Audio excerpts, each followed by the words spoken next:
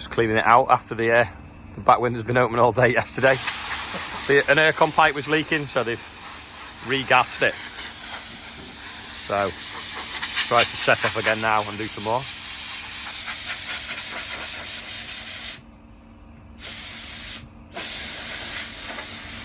Underneath the mat's going to be dirty now though, isn't it?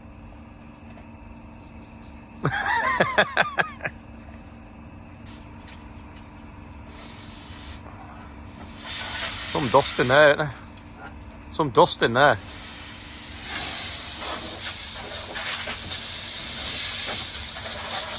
Haven't you just blown that onto that? Just, yeah. Well, the underneath is dirty anyway, apparently.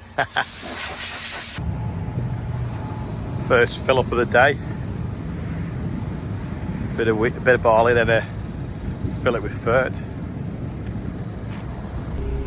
The idea with putting the fertiliser on is it'll grow quick because it won't need any nutrition. It'll use what moisture's already there, and hopefully tiller, so we'll have loads of different stems, loads of seed on it, and it'll yield despite being sown really late. Whether it works, who knows, but it's certainly going to work better than not having what we call a starter fert with it. Just giving these a little bit of a bounce and a bit of a roll, and then there's no lumps in it, so they come out of the bags nice and easy in the field. Stu the bee man is checking the bees. It looks like he's giving up, must be getting wet the field. He looks deep in thought. Now we only need one pallet fork, so I've left that there. We can see if we can put this one underneath the trailer block to drop the trailer off on, save it sinking. And then we can take the tractor back. What we're not going to be able to reach.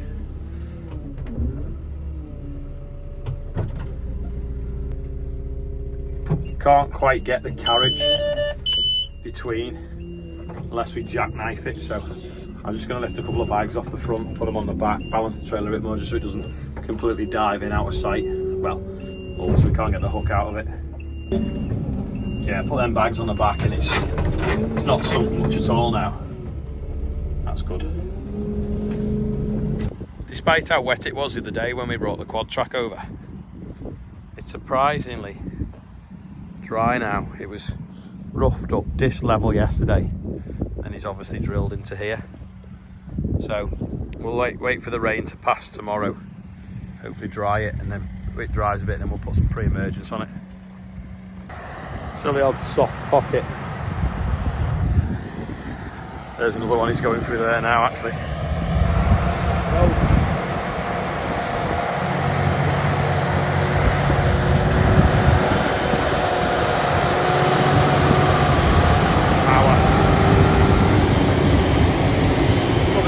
Gateway anyway, and that's normally where we put the header on the combine.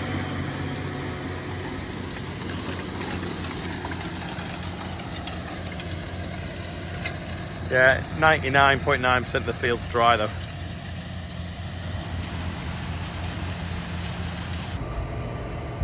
Got the rollers on, just gonna grease them up now. Been greasing this up and I noticed some pitting on this ram, so I'm just gonna rub it down with some fine paper because I don't want it cutting the seals when it opens out. So make it smooth. Better. Otherwise, go in there, it'll damage the rubber, then it'll be leaking. Let's see what this one's like. Probably when stuff's parked up over winter. Maybe should have tried to find a shed to put it in or paint it with grease. One of them things you just forget. I've pulled in this field of Skyfall. I didn't know whether to just roll up and down once just to see if it makes any difference to it, or maybe try and flatten some of this headland off. But it's still a bit wet. Don't know. I'll try it.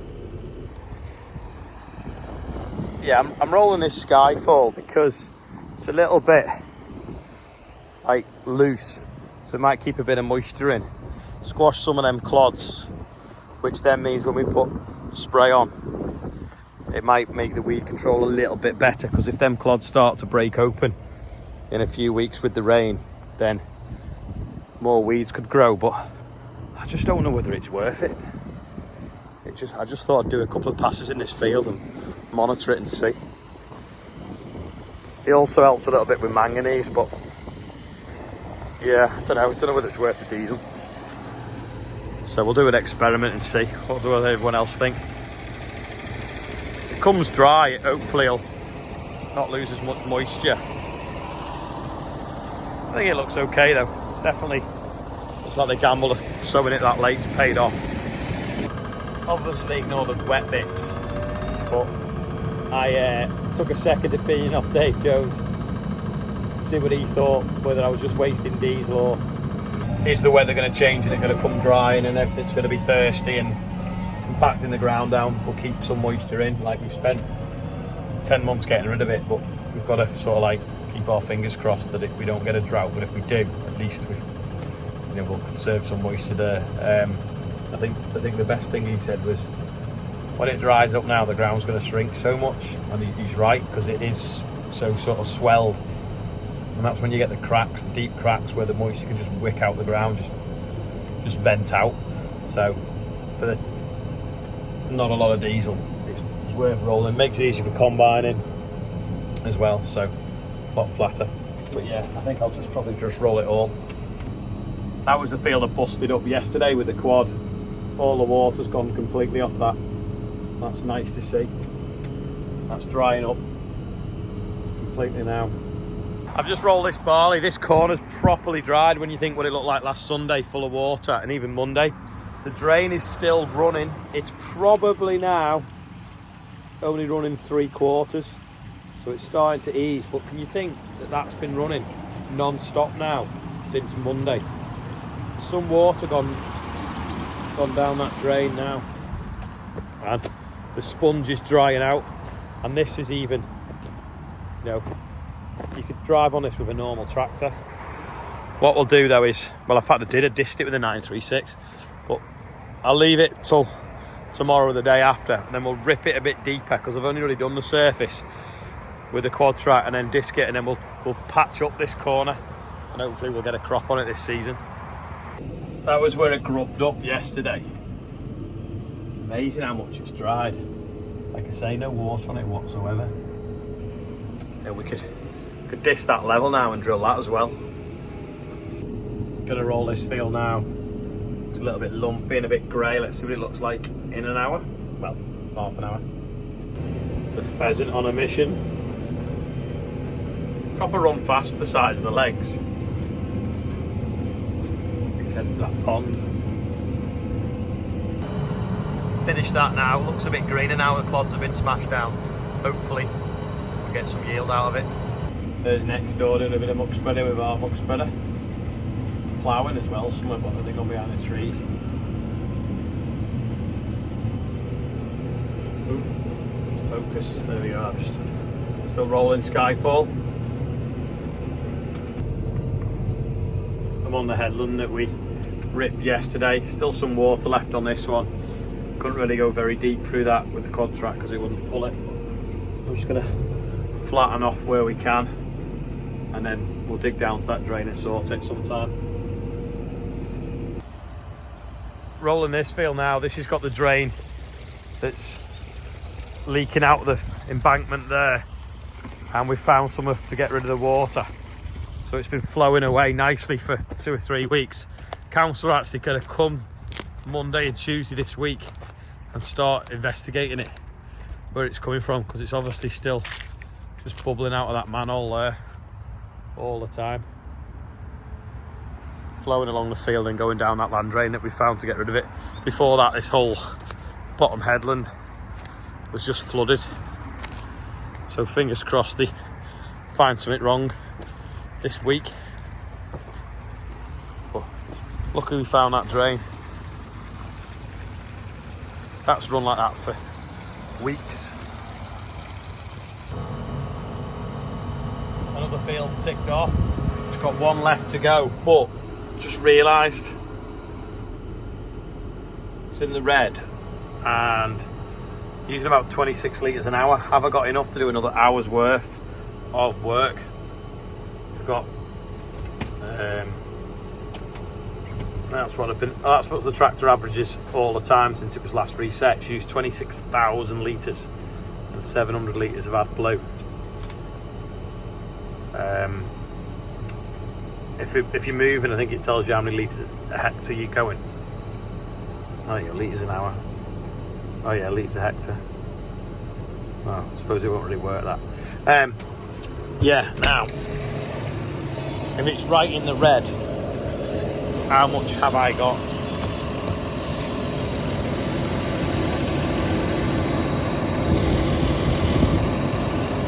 Can't see, can you? It's about there. I reckon I've probably got enough. I'll use my torch to see. On second thoughts, I've shone the torch and it's actually like right down there.